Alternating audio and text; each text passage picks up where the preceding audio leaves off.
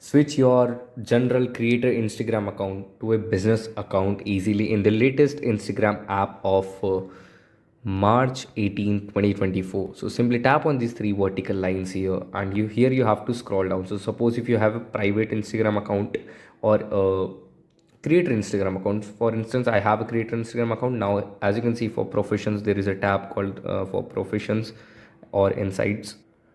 So simply tap on the creator tools and controls. So when you tap on this, here you have to scroll down to the bottom, and here you would find switch account type. So when you tap on it, you have two options: switch to business account, switch to personal account. Whatever account you want to switch, you can do it. Simply tap on the switch to business account right here, and here you have to tap on the switch.